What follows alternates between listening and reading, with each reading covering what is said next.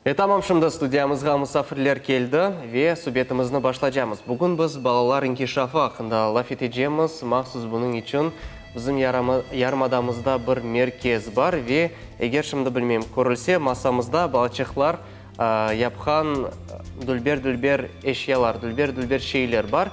Ве мұсафирлерімізді шынды тақдим етмеге істейміз. Біздің студиямызда Ист-Вест бала мерkezінің ребері мектептен евел азырлық бойынша педагог Диляра Аблямитова, инглиз тілі ожасы Константин Панамарчук ве Қырым татар тілі ожасы Фатиме Шаипова. Селям алейкум. Доброе утро. Рады приветствовать вас в нашей студии. Как настроение, как добрались, рассказывайте. Настроение очень хорошее, мы очень рады к вам приехать. Да, уже не в первый раз мы у вас, мы очень рады вашему приглашению. Вот. И хотели бы, конечно, немножечко похвастаться своим детским центром, своими успехами. Да. За последний год наш детский центр широко начал развиваться. Да, у нас расширились группы, вот, появились группы творчества, появились крымско-татарская хореография с октября месяца прошлого года.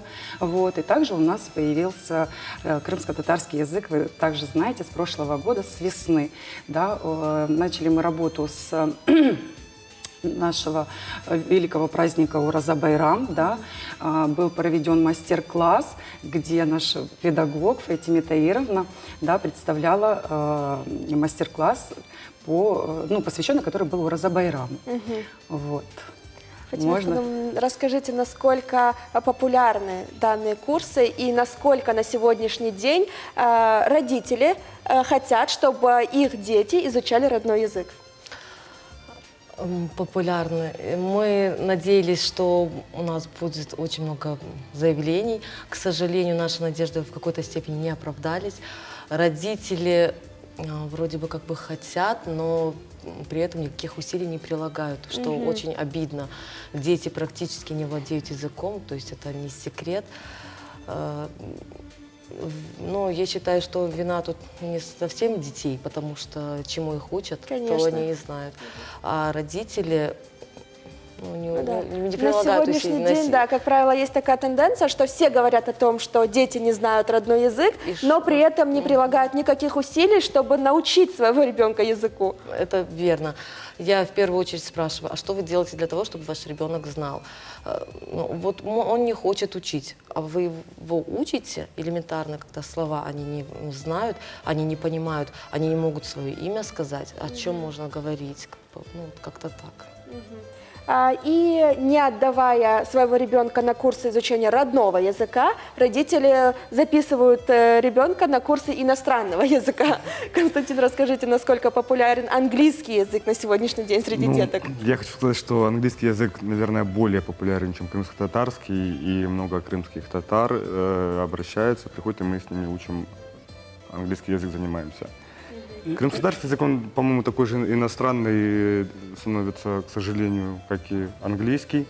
И мы успешно работаем. Я хочу, кстати, сказать, что мы все вместе применяем одинаковые методики, работаем командой. Вот то, что вы видите на столе, к примеру, вот этот поднос, это инсталляция сказки. То есть на мастер-классах Диляра Серверовна рассказывает сказки ребятам, Фатиме Таировна рассказывает сказки на занятиях. Ведь сказка это что? Это не только средство передачи информации, но еще и способ рассказать о культуре народа, да? Я на своих занятиях, конечно, тоже рассказываю сказки. Но еще мы с вами сегодня поиграем, мы с ребятами тоже играем на занятиях постоянно. Наверное, вот так. Вся наша методика связана именно с игрой. Да? Мы через игру, мы уже, наверное, тоже говорили об этом, что мы через игру передаем, да, все наши знания, и так они намного легче усваиваются, да, детьми. Вот. Поэтому вот так, такие наши кроме успехи. этого, вот что касается сказок, во время прослушивания сказки, то есть дети не только на слух воспринимают, но в то же время зрительно. Да, они образно видят и наглядно видят, да, всех героев из сказки, они могут, естественно, поиграть, да, не только видеть глазами, они тактильным образом могут и потрогать каждого животного, да, затем после сказки могут поиграть, это происходит. То есть и ролевые получаются у них как бы, да, игры. Вот на мастер мастер-классе крымско-татарского языка именно так и происходило. Это можно будет посмотреть даже на наших фотографиях, на наших, в группе у нас ВКонтакте. Вот. И, кстати, вот на столе то, что лежит, это все сделано руками наших прекрасных деток, которые ходят к нам на мастер-класс. Да, мы начинаем наш мастер-класс именно как раз-таки традиционно со сказки. Вот, детки очень любят слушать сказки, они погружаются полностью, внедряются в сказку. Вы, наверное, когда к нам приезжали, Да, мне вы это посчастливилось помните. присутствовать на Вы мастер-классе. были, они просто внедряются в эту сказку и попадают в путешествие. В центре стола, если не ошибаюсь, это сказка о вороне. Ну да, здесь и о вороне, здесь вообще о медведе, о том, как он хотел сорвать золотые шишки на самой макушке елки. А каждый животное подходил к нему и просил о том, что ему, о помощи, предлагал свою помощь. Но медведь из-за своей жадности не хотел делиться золотыми шишками. И в конце он пострадал, залез на самую верхушку, даже ворона в последнюю очередь тоже она предлагала ему свою помощь, но он отказался, и он в конце сказки свалился и только собрал шишки Это вместо не золотых. известная сказка, это сценарий, который придумывают сами дети.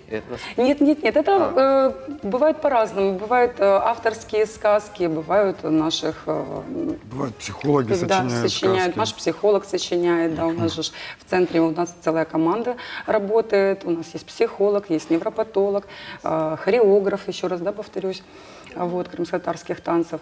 Мы, что касается вот крымско-татарских танцев, с октября месяца ребята начали свои, первое выступление у них было на Новый год, вот, это было очень для нас, мы гордились этим. Они уже готовы выступать перед зрителями, выступать на Да, сцене. у них был уже опыт, пусть будет небольшой, но это уже для них опыт. Вот. Ну и вот с весны мы планируем также набор группы, вот, где уже будут представлены не только крымско-татарские танцы, это будут танцы народов мира. Фатима Ханум, вот вы сказали по поводу курсов и мастер-классов на крымско-татарском языке. Все-таки хотелось бы подробнее узнать, как они проходят. Какие методики вы используете на своих занятиях? Ну, как уже говорили коллеги, традиционно мы тоже начинаем со сказки. Плюс мы с помощью игр, с помощью сказок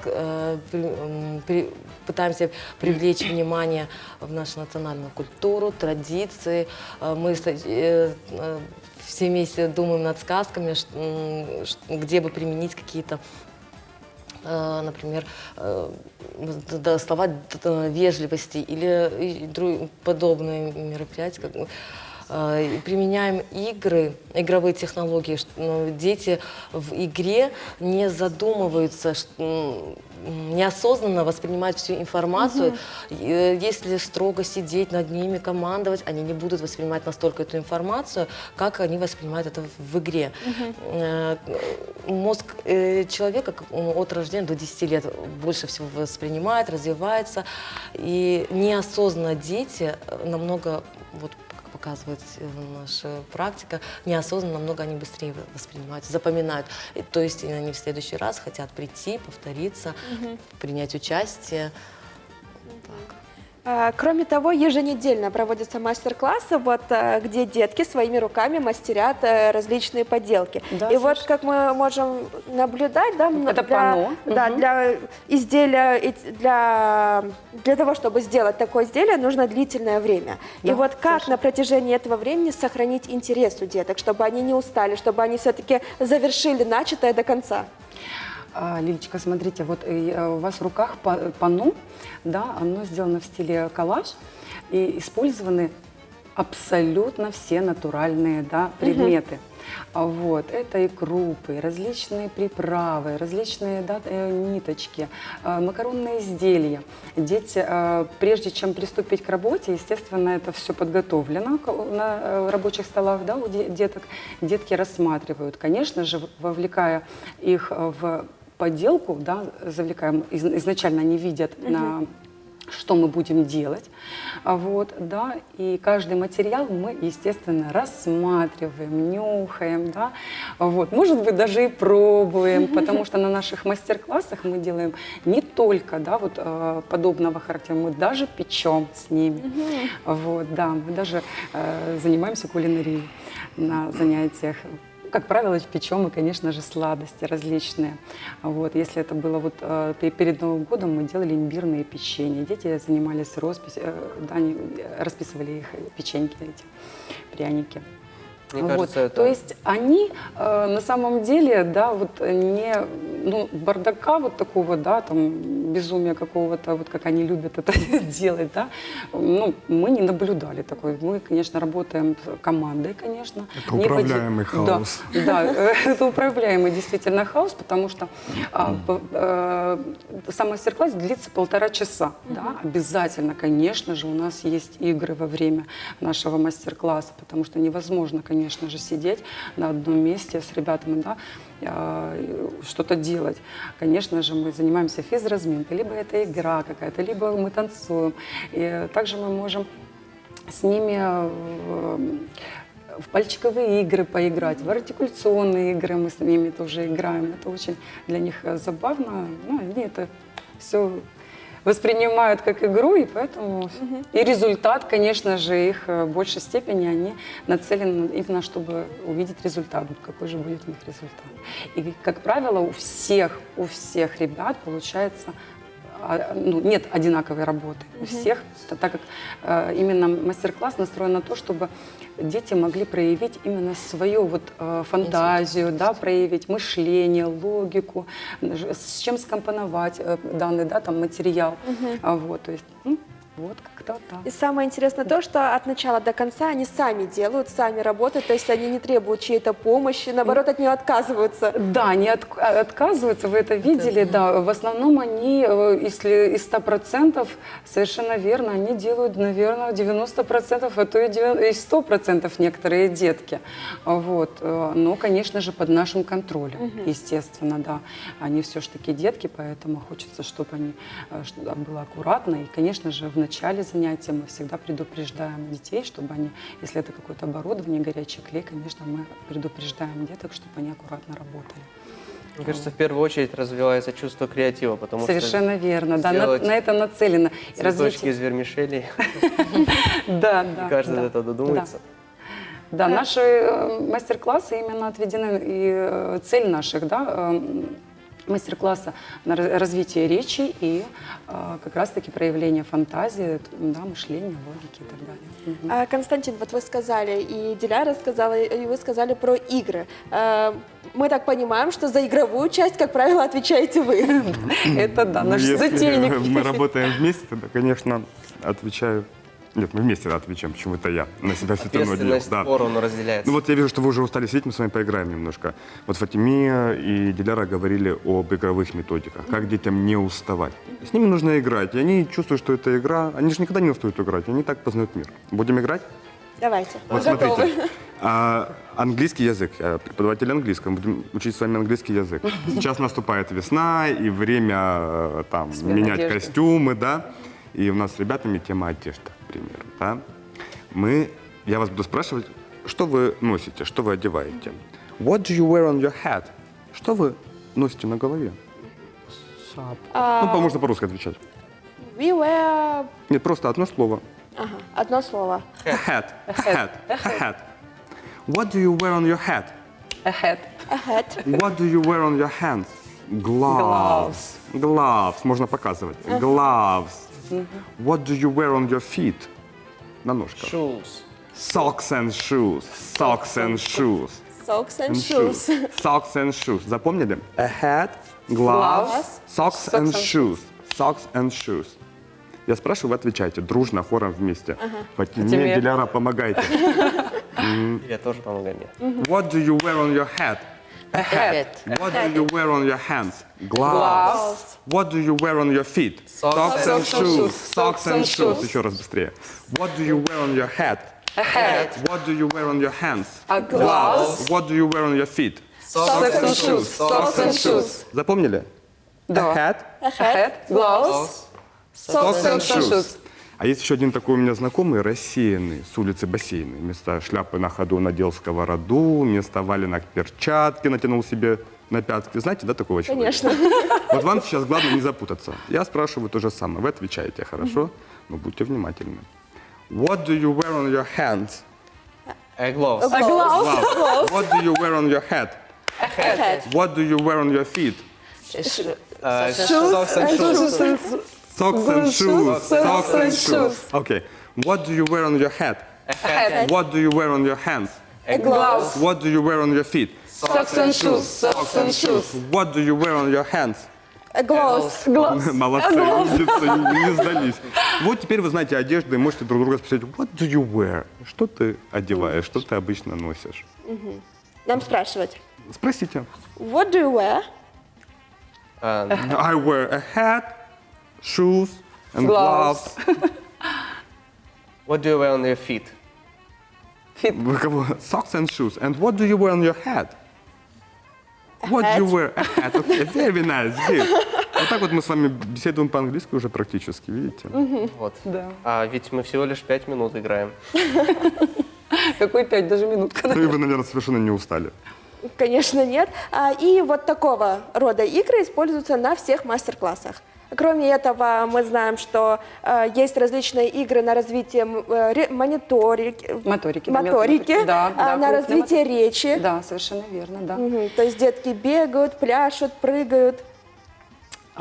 Смотрите, что касается развития, к примеру, мелкой моторики, да, вот данный вот мастер-класс именно с этим и связан. Но вы знаете также, да, что в нашем центре есть и дошкольные группы, да, от 2 лет. Мы занимаемся с детками даже по запуску речи. Да, есть детки, которые не говорящие детки, вот, от 2 лет. И как раз-таки мы через мелкую моторику, через различные методики, которые мы используем на своих занятиях. Вот, мы говорили также на прошлых эфирах, да, что мы используем через обоняние, через тактильность, да, через сенсорику, вот, различные такие подобного рода методики, и, которые влияют на развитие речи. Вот. Хотелось бы узнать о ваших ближайших планах. Вот каким мероприятиям вы сейчас готовитесь, над чем работаете? В первую очередь сейчас мы будем заниматься то, что мы сказали, да, хореографии. Мы готовимся к тому, чтобы набирать деток в группы на танцев народов уже мира. Вот. Будут новые хореографы еще подключены к нам. И также впереди у нас есть праздники, которым мы также будем посвящать наши мастер-классы. Вот. И, конечно же, Ураза Байрам, да, тоже не за горами, поэтому мы к нему сейчас также будем готовиться. Мы будем приглашать, где будет свободный вход для ребят крымско-татарской национальности, также для наших деток, вот, где будут представлены наши традиции, культура, наши обычаи, язык, да, и где будет исключительно все на нашем родном языке. Фатима Ханым, мы сейчас поиграли такую интересную игру по изучению английского. Используете ли вы аналоги этой игры только на крымско-татарском? Да, совершенно верно. Мы используем все свои игры, мы обсуждаем только через Константина Александровича. Он очень мне помогает, делится своим опытом. И такие же игры, да, мы повторяем аналогично, все на крымско-татарском языке. То есть для ребенка, насколько это не обидно, но что английский, что крымско-татарский на одном уровне. То есть можно повторить то же самое, ребенок не владеет языком практически. Вот так. И еще, насколько нам известно, в вашем центре с детьми работают психологи, чтобы понять, да, какая именно методика подходит для этого ребенка и что ему нужно на данный момент. Да, когда к нам поступают новые детки, мы их тестируем. Мы тестируем командой. Вот, наблюдаем за ребятами, они проходят тестирование, затем мы заполняем протокол. И если у нас какие-то возникают вопросы, которые проявляются на тестировании, да, мы их, конечно же, задаем нашим специалистам, вот, и таким образом выстраиваем свою работу. То есть каждое наше занятие, оно имеет, то есть ребенок, когда попадает в группу, наши занятия именно строятся на психологии, да, ребенка. На индивидуальном Да, подходе, то есть каждый это вот индивидуально. именно называется индивидуальный подход. Да? То есть если у нас возникают вопросы, мы обязательно их консультируемся с нашими специалистами через невропатолога, психолога. Да. И все-таки хотелось бы разъяснить вот все-таки этот термин индивидуальный подход, потому что каждый человек, как правило, воспринимает его по-своему. И вот все-таки хотелось бы, Константин, чтобы вы объяснили нашим телезрителям, что же на самом деле такое индивидуальный подход. Сейчас есть много детских центров, и вот в рекламе мы часто видим, пишут индивидуальный подход. Такое модное слово на Да, сегодняшний модно. день. Ну, и, наверное, сами преподаватели не могут объяснить, не всегда могут объяснить, что это. Индивидуальный подход – это когда методику, как вообще работать с ребенком и что нужно с ним делать, выбирают для каждого ребенка в группе. Мы работаем в группе со всеми, а психолог, педагоги выбирают комплекс упражнений, подбирают тему, направленную на каждого ребенка в отдельности. Кто-то стесняется говорить, кто-то непослушный, кто-то неусидчивый, да? специалисты. И вот нужно занятие свое построить так, чтобы каждый ребенок взял свое, то, что ему не хватает. Необходимо. Тогда у нас дети будут все развитые, умные, усидчивые, будут радовать своих родителей. Чох сагълна, что посетили нас сегодня. Спасибо большое. И, к сожалению, наша беседа подходит к концу. И что бы вы хотели пожелать нашим телезрителям и какой бы совет вы дали молодым родителям, которые хотят, чтобы их ребенок развивался и шел в ногу со временем? Диляра, начнем с вас. Читайте сказки побольше. Да, на сегодняшний день хотелось бы сказать родителям, чтобы они, все заняты работой, да, своими суетой какой-то, да, и все мы вот в этих гаджетах, планшетах, телефонах, соответственно, наши детки подражают нам, да, и они также увлечены этими планшетами и телефонами. Я хотела бы, конечно, обратиться к родителям, чтобы они побольше вечером, да, хоть не надо много уделять внимания ребенку, ему достаточно перед сном прочитать коротенькую сказку, да, чтобы эта сказка несла какой-то смысл, и, конечно же, ребенок сделал вывод вместе со своим родителем.